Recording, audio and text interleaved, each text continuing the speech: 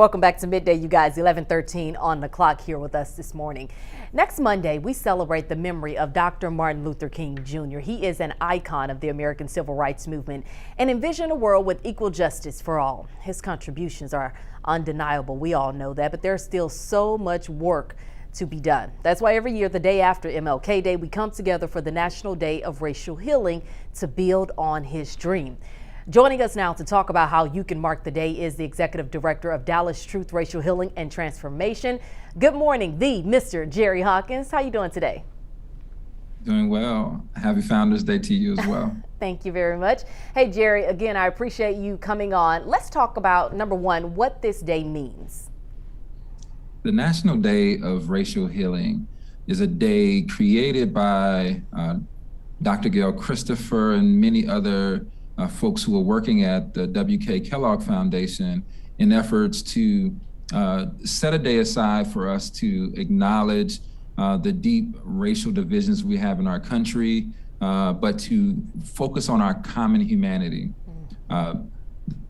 People in the United States are still dealing with what we call the hierarchy of human value, where people are treated different and placed in different places in society based on who they are and what they look like and where they live and their zip code.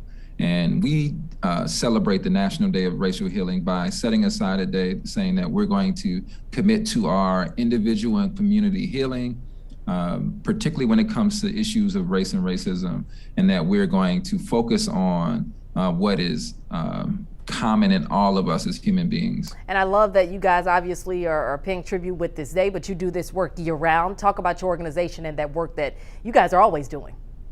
That's right. So Dallas Truth Racial Healing and Transformation is an initiative that focuses on radical inclusion of the city of Dallas and now Fort Worth.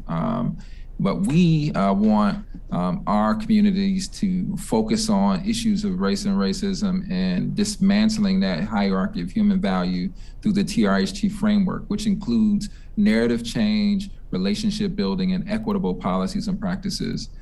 We have our program, our flagship program called Racial Equity Now, which is in its third year.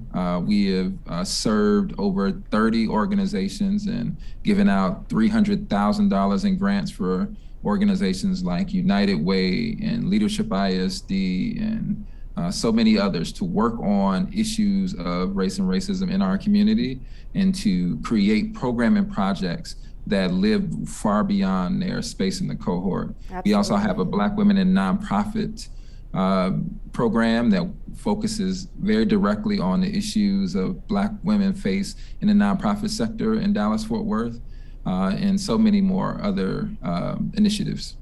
Yeah, and I know folks will be anxious to learn more about those. So DallasTRHT.org is where they can find that information. But you have two virtual events coming up on Tuesday. How can people get involved in those?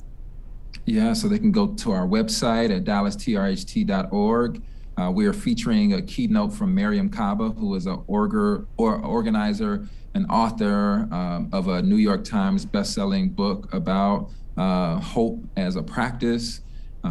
We're also featuring the Mahogany Seat, which is a great new experiential podcast about workplace racial trauma featuring Jeree Bradley and Christina Dove. And that is one of the great initiatives of our Community Innovation Lab, which we just started. And so I'm really excited about that. Please go to our website or check out our social media. You're going to have to hook me up with the girls for the Mahogany Seat because I'm looking forward to that. I saw you guys post about it. I was like, this is my area. Let's talk about it, Jerry. So please make sure we make that connection. You heard Jerry mention it, their website, DallasTRHT.org. That's where you can find more information. Jerry Hawkins, thank you so much for joining us this morning.